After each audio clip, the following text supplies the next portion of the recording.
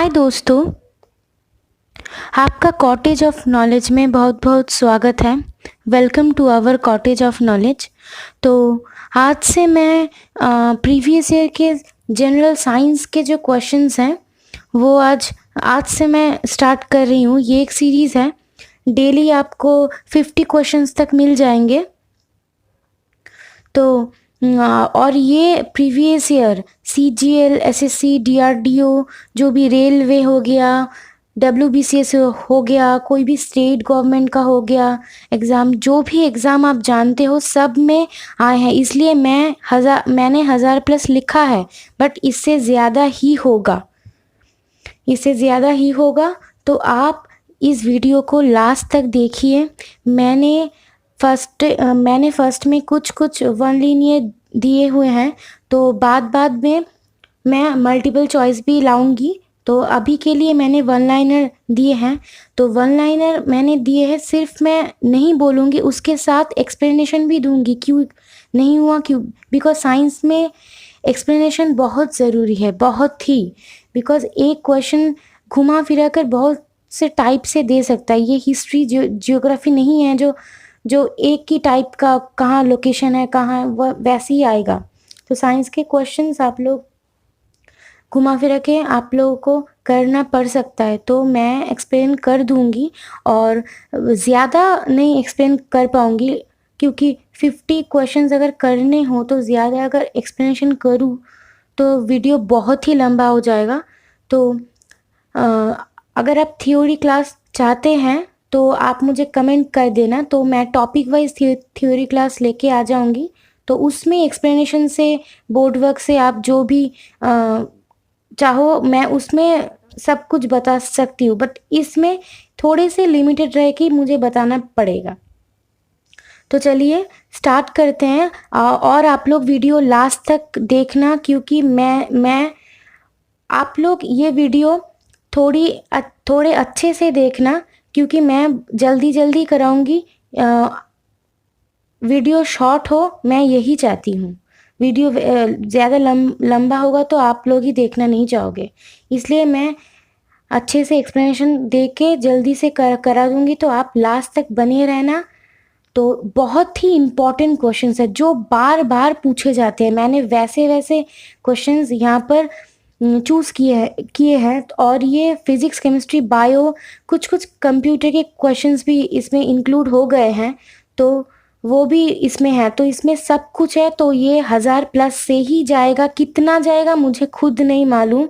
तो अभी के लिए तो 50 क्वेश्चंस मैं कर रही हूँ। तो इसका टोटल PDF में कर रही हूँ। तो इसका PDF टोटल बना के फिर मैं, अगर आप लोग कमेंट करके 10-12 लोग बोलोगे कि हमें दे देना, तो हमारा जो टेलीग्राम ग्रुप है, पेज है, तो उसमें मैं पोस्ट कर दूंगी। और अगर आप में से कोई भी नया हमारा चैनल देख रहा हो तो प्लीज़ आप सब्सक्राइब कर देना, क्योंकि हम लोग बहुत ही अच्छे कंटेंट ला रहे हैं।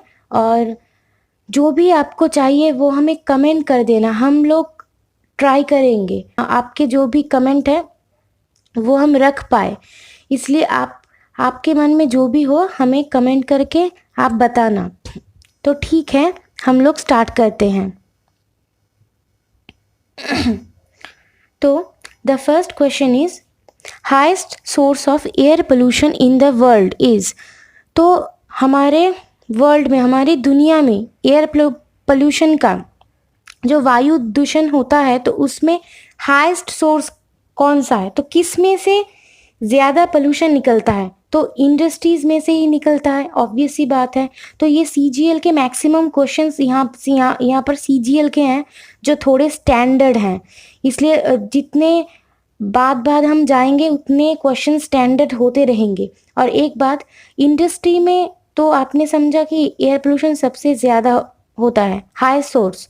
बट इंडस्ट्रीज से सबसे ज़्यादा कौन सी गैस निकलती है? तो आप लोग बोलोगे सल्फर डाइऑक्साइड। वो सल्फर डाइऑक्साइड नदी में जाकर, समुद्र में जाकर मिक्स हो जाती है। तो इसके बाद सेकंड क्वेश्चन है, what are the components responsible for acid rain? ये तो आप सब लोग जानते हैं, ये कॉमन क्वेश्चन है, बहुत इंपॉर्टेंट है। तो sulphur and nitrogen oxides dioxide, इसका मतलब सल्फर तो हो गया और नाइट्रोजन के जो भी ऑक्साइड्स है डाइऑक्साइड है तो वो हो गया।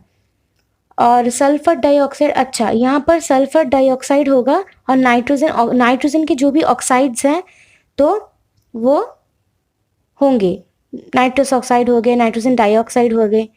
और boiling point of water depends upon, तो बॉइलिंग पॉइंट किसके ऊपर डिपेंड करता है, तो वो हो गया एटमॉस्फेरिक प्रेशर, इसका मतलब चाप के ऊपर वो डिपेंड करता है। तो अगर हम लोग देखें, हाँ तो अगर हम लोग देखें तो चाप, अगर देखो यहाँ पर एक समझने की बात है, अगर पी का मतलब हो गया चाप, तो पी वेरीज हो गया यहाँ पर, अगर मैं यहाँ पर लिखूँ तो यहाँ होता है P varies 1 by boiling point that is B. इसका मतलब हो गया अगर एटमॉस्फेरिक प्रेशर बढ़े तो बॉइलिंग पॉइंट घटेगा। कोई भी ऊंचा स्थान पर जब कुकिंग होता है ना, वहाँ पर हम लोगों का वहाँ पर प्रेशर कम रहता है, इसलिए बॉइलिंग, इसका मतलब अगर चावल कुक करो तो वो अगर समझो, वो अगर एटमॉस्फेरिक प्रेशर अगर ज़्यादा अगर कम हो, अगर समझो वहाँ पर अगर मैंने बोला एटमॉस्फेरिक प्रेशर अगर कम हो तो बॉइलिंग पॉइंट उसका ज़्यादा होगा। समझ में आया? अगर एटमॉस्फेरिक प्रेशर उसका कम हो जाए, क्योंकि अगर हम किसी भी ऊंचे अगर हम लद्दाख में चले जाए तो वहाँ का प्रेशर और कोलकाता का प्रेशर और राजस्थान का प्रेशर क्या सेम होगा? नहीं होगा, क्योंकि वो अप्रॉक्स 4,000 मीटर ऊंचा में है लद्दाख जो है, तो इसलिए वो वहाँ पर अगर प्रेशर कम हो तो बॉइलिंग पॉइंट वहाँ पर ज़्यादा होगा।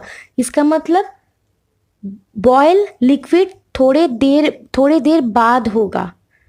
थोड़ी देर बाद मतलब अगर 100 है तो 120 में जाकर बॉयल होगा, क्योंकि नहीं तो चावल अच्छे से फ्राइड नहीं होंगे। ठीक है,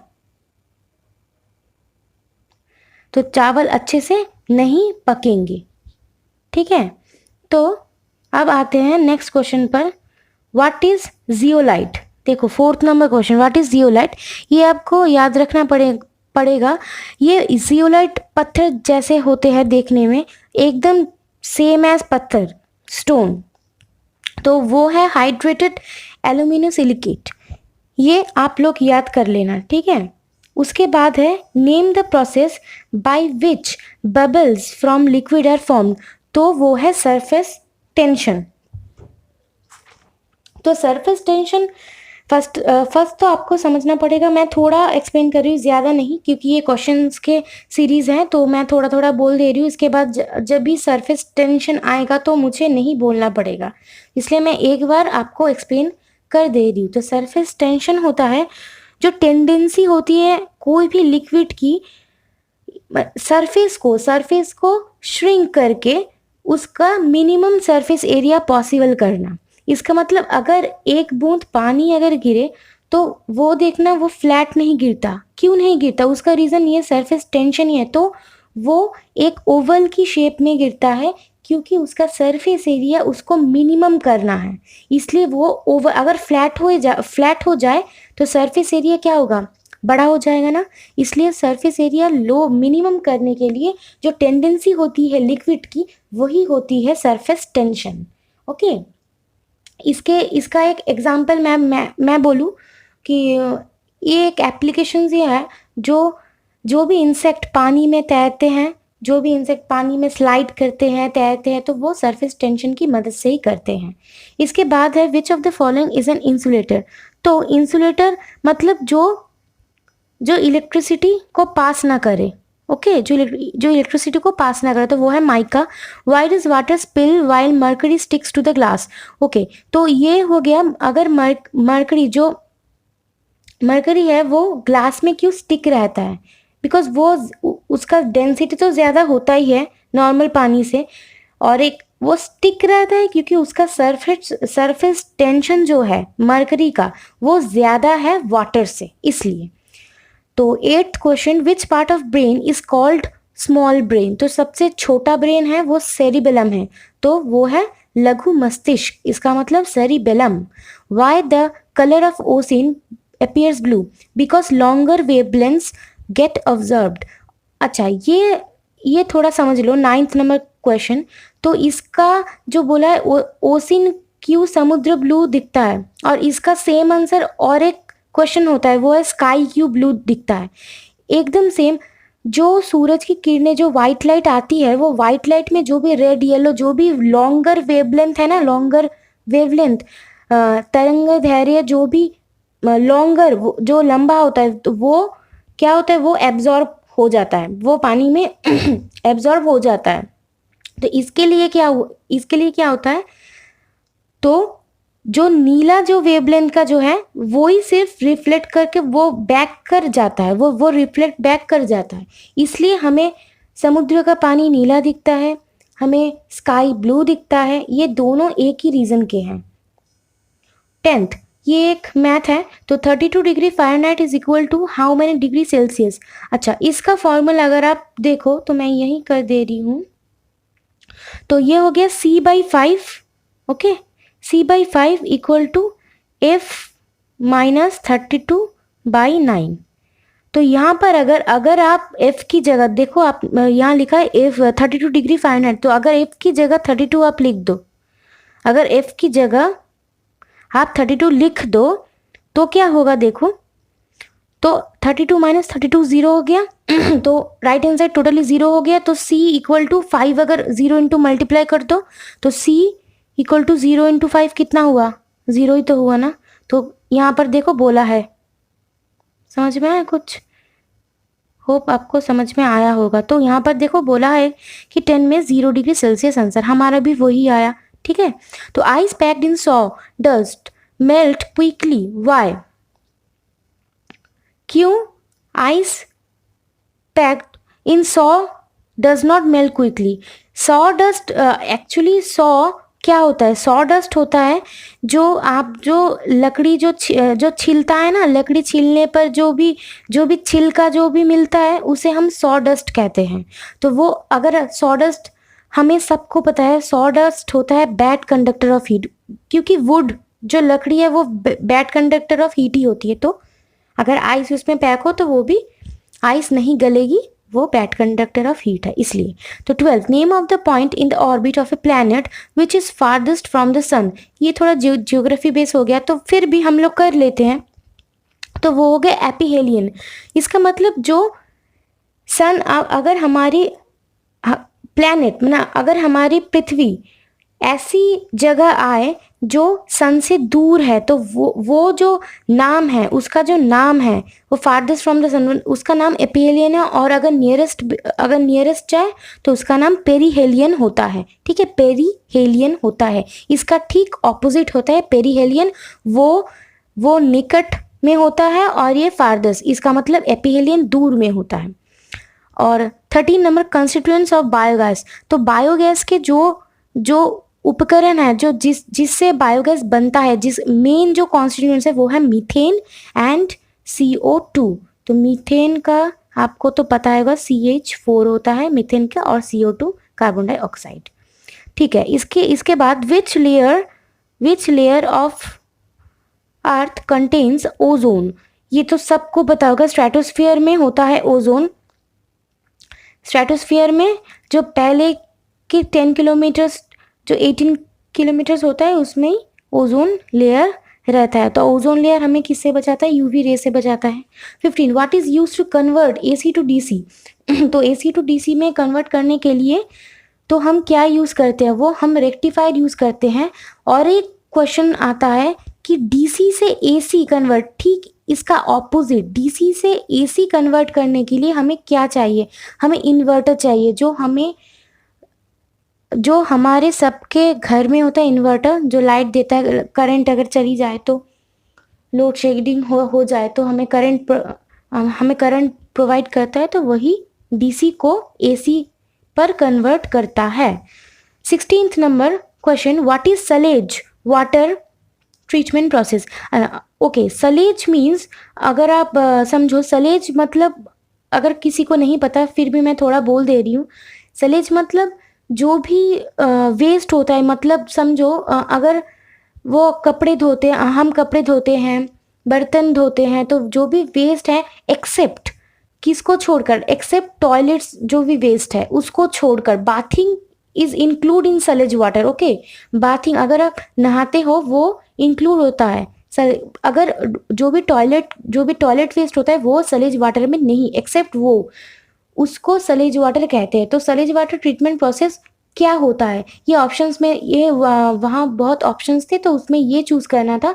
the sludge is treated by coagulation, filtration and disinfection and then pumped to an overhead tank for toilet flushing and gardening, this reducing the requirement of fresh water by 60%। that means यहाँ पर कहा गया है कि सलेज water को कैसे treat करके उसको फ्रेश वाटर में कन्वर्ट करते हैं। फ्रेश तो नहीं होता पूरा, फिर भी तो उसको फिल्ट्रेशन करके, डिसइंफेक्ट करके, पंप से ओवर हेड टैंक में, ऊपर जो टैंक होता है उसमें रखते हैं, तो उसमें टॉयलेट फ्लशिंग के काम वो आ जाता है और गार्डनिंग के भी काम आ जाता है। इसके वजह से 60% फ्रेश वाटर हमारा सेव होता है, जो दस रिड्यूसिंग द रिक्वायरमेंट, जो हमें 60% की फ्रेश वाटर की जो ज़रूरत होती है तो उसे रिड्यूस करता है, क्योंकि हमें फालतू में फ्रेश वाटर क्यों यूज़ करें टॉयलेट में, इसमें तो हम इसका ही सलेज वाटर का यूज़ कर सकते हैं। 17th, what is the purest form of carbon, ये कॉमन क्वेश्चन है तो ये है diamond. 18th, when sodium bicarbonate is heated strongly what is the product. Okay, तो सोडियम बाइकार्बोनेट यहाँ पर बोला गया है, देख लो मैं क्वेश्चन लिख ही देती हूँ। सोडियम बाइकार्बोनेट तो NaHCO3 सोडियम बाइकार्बोनेट हो गया। तो इसे अगर इसे हीट करें तो क्या होगा, इसमें से सोडियम कार्बोनेट निकलेगा, Na2CO3 हो गया, और क्या क्या निकलेगा, और निकलेगा, मैं कलर थोड़ा चेंज कर लेती हूँ, रेड हो गया ना, कुछ समझ भी नहीं आ रहा ना। तो अगर इसमें से हम देखें तो हो गया, तो वाटर हो गया, H2 हो गया समझो, तो और कार्बन डाइऑक्साइड, हाँ गैस यही है, तो कार्बन डाइऑक्साइड निकल गया। तो ये है टोटल इक्वेशन। तो यहाँ का आ गया, तो सोडियम बाइकार्बोनेट को हम अगर स्ट्रांगली हीट करें, ओके, अगर हम स्ट्रांगली हीट दे तो क्या होगा, क्या प्रोडक्ट उत्पन्न होगा, तो वो होगा सोडियम कार्बोनेट, पानी और कार्बन डाइऑक्साइड। इसके बाद है why do stars twinkle but not planets, ये तो बहुत अच्छा है। तो मेनली रिफ्रैक्शन की वजह से होता है। यहाँ पर ऑप्शंस थोड़े दूसरे थे, मैंने वन लाइनर फर्स्ट में दिया है तो मैंने ऑप्शंस नहीं दिए, तो बहुत बड़ा हो 50 क्वेश्चंस कराने थे इसलिए। तो ये मेनली रिफ्रैक्शन की वजह से होता है, बिकॉज प्लैनेट्स, यहाँ पर देखो लिखा है, because planets are closer to earth than stars, so the light coming from planets does not bend much due to the earth atmosphere. इसका मतलब थोड़ा सा रिफ्रैक्शन कैसे होता है और स्टार्स ट्विंकल कैसे करते हैं वो मैं थोड़ा सा ड्रॉ करके बोल रही हूँ, थोड़ा सा समझ लेना। तो देखो फर्स्ट में अगर समझो ये एक मीडियम है, ये एयर है, तो ये रेयर मीडियम हो गया। ओके, तो अगर लाइट ऐसे ही आई और ये नॉर्मल है तो ये डेंसर, अगर ये डेंसर मीडियम हुआ तो लाइट ऐसी आएगी, नॉर्मल से थोड़े एंगल नॉर्मल के पास हो जाएगी, क्योंकि डेंसर मीडियम में लाइट अगर एंटर करे तो वो नॉर्मल के पास हो जाती है, नॉर्मल से दूर नहीं जाती। ठीक है, तो इसके बाद अगर फिर से मीडियम चेंज हो तो रेयर आ गया, तो क्या होगा, अगर मैं ऐसे एक नॉर्मल, फिर से ठीक नहीं हुआ पिक्चर, अगर देखो अगर मैं एक नॉर्मल ऐसे खींचूं तो अगर रेयर में आए तो क्या होगा, ऐसे हो जाएगा।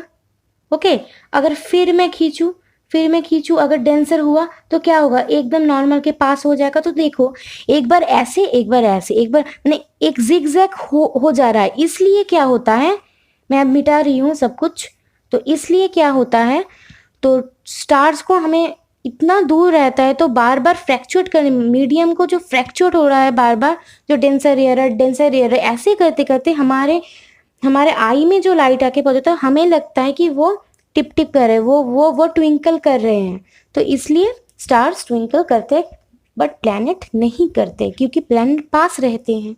Which element causes radio active pollution in Kerala? तो थोडियम, ये याद कर लेना। इसके बाद 21, what causes rain in the north western India? तो जो नॉर्थ वेस्टर्न की जो कोई भी स्टेट है, तो वहाँ पर किसकी वजह से रेन होती है, किसकी वजह से बारिश होती है? तो वो वेस्टर्न डिस्टर्बेंस है। जो जो पंजाब में जो बारिश होती है इस 2 बार साल में, तो और जो भी राजस्थान में होती है, वो सभी वेस्टर्न डिस्टर्बेंस की वजह से होती है।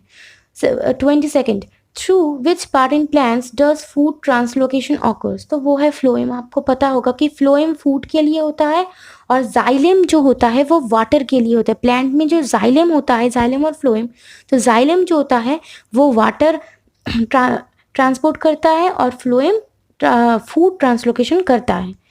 इसके बाद एक 23 नंबर क्वेश्चन एक कंप्यूटर का आ गया। इट्स ओके, तो हम कर देते हैं। Which is not an external storage memory? CD RAM, ठीक है। CD RAM external storage memory नहीं है।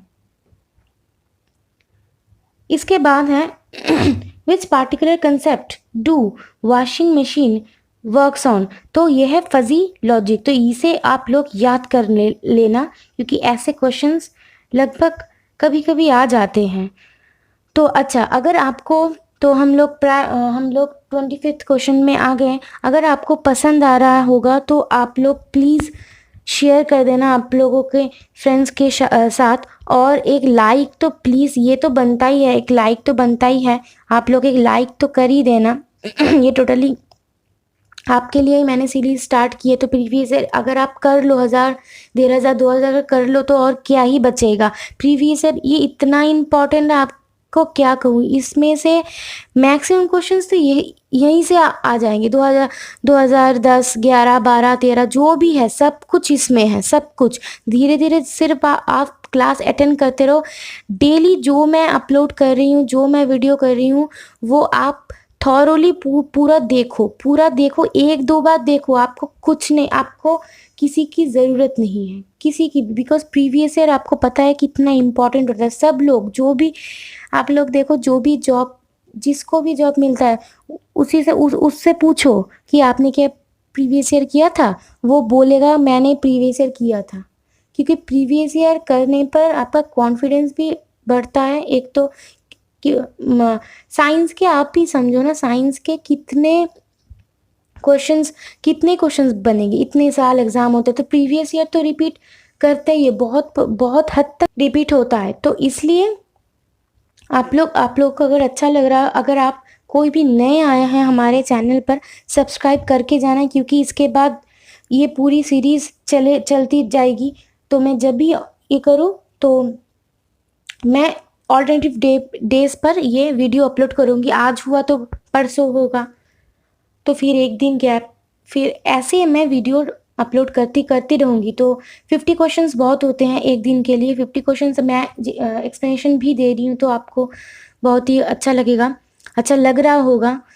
तो ठीक है। इसके बाद है 25th नंबर क्वेश्चन। तो वो है which part of the brain is associated with hearing?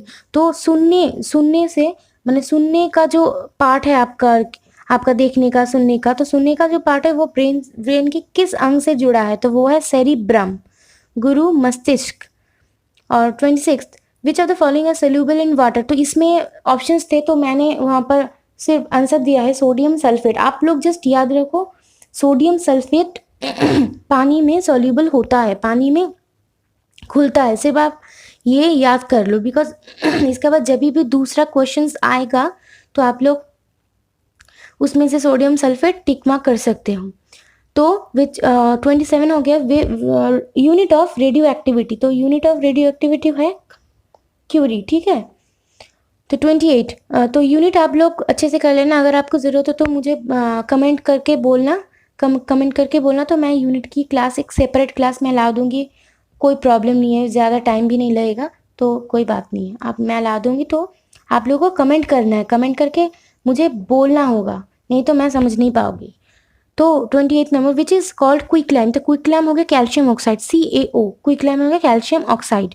What is chemical name of quartz, quartz means silica, silica okay. Quartz का जो केमिकल नेम है वो है, जो रासायनिक नाम है वो है सिलिका, तो SiO2 इसका फॉर्मूला हो गया। तो सिलिका जो कांच में यूज होता है, जो कांच में, वो है सिलिका। तो Zika virus infection is spread by which species, वो है एडिस स्पीसीज मस्क्यूटो। जो एडिस जो इजिप्टी होता है, आपको पता होगा, एडिस इजिप्टी तो नहीं है, एडिस स्पीसीज का मस्क्यूटो होता है जीका वायरस का इन्फेक्शन स्प्रेड करने के लिए।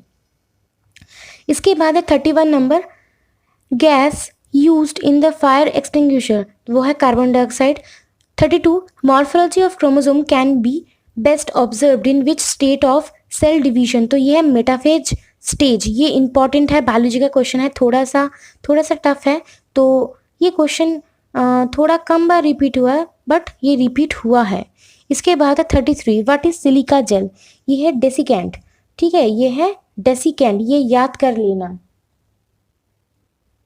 ओके। इसके बाद है if no atmosphere then what is the colour of the sky, तो सभी को पता होगा ब्लैक, क्योंकि एटमोसफियर ही अगर नहीं हो तो रिफ्लेक्ट कहाँ करेगा, रिफ्लेक्ट बैक कहाँ होगा, इसलिए ब्लैक दिखाता है सब कुछ। इसलिए मून में भी एटमोसफियर नहीं, इसलिए मून में अगर कोई जाए तो उसमें आपको एटमोसफियर ब्लैक दिखेगा। इसके बाद 35 ozone layer protects earth from which ray, तो UV ray, that means ultra violet radiation. 36 in which body organ is HCl made, तो आपको पता है हाइड्रोक्लोरिक एसिड कहाँ पर बनता है, तो हमारे स्टमक में, हमारे पेट में बनता है। 37 मेल मस्क्यूटोज फीड ऑन प्लांट्स, तो मेल मस्क्यूटो क्या खाते हैं, तो उनकी ज़िंदगी कैसे चलती है, किसके ऊपर चलती है, तो प्लांट के जो पत्ते होते हैं, पत्ते खाकर वो जिंदा रहते हैं। 38 क्लीनेस्ट फॉर्म ऑफ एनर्जी हो गया विंड एनर्जी, तो जो वायु एनर्जी हो गया तो वो हो गया cleanest form of energy. 39 highest thermal conductivity, कौन से मेटल में हाईएस्ट थर्मल कंडक्टिविटी होता है, तो वो है कॉपर, ठीक है, ये याद रखना, कॉपर, इंपॉर्टेंट क्वेश्चन है। 40 force experience in circular motion, तो वो हो गया सेंट्रीपेटल फोर्स। अच्छा, ये थोड़ा सा आपको मैं समझा देती हूँ। तो देखो, अगर एक पत्थर है, अगर आप लोग एक पत्थर, मैं समझा रही हूँ 40 number question, force experience in circular motion, तो एक पत्थर है, तो आप लोग क्या कर लो, ये सेंटर है, तो पत्थर को एक रस्सी बांधकर आप लोग घुमा रहे हो, ठीक है, तो घुमा रहे हो, अगर घुमा रहे हो, जो घुमाते घुमाते जो अंदर की तरफ जो फोर्स एक्ट कर रही है ना, वो हो गया सेंट्रीपेटल फोर्स, ओके। और जो बाहर की तरफ फोर्स अगर मैं छोड़ दूँ तो ये पत्थर कहाँ जाके गिरेगा, ये एक पैराबोला मोशन में जाकर यहाँ पर गिरेगा, अगर ये ज़मीन हो तो यहाँ पर गिरेगा। तो ये जो फोर्स है जो बाहर की तरफ है वो हो गया सेंट्रीफ्यूगल फोर्स, ओके, वो हो गया सेंट्रीफ्यूगल फोर्स। तो यहाँ पर कहा कि force express in circular motion में क्या, तो सेंट्रीपेटल फोर्स था ऑप्शन में, तो सेंट्रीपेटल फोर्स हो गया। Device used in data link layer, ये एक कंप्यूटर का क्वेश्चन हो गया।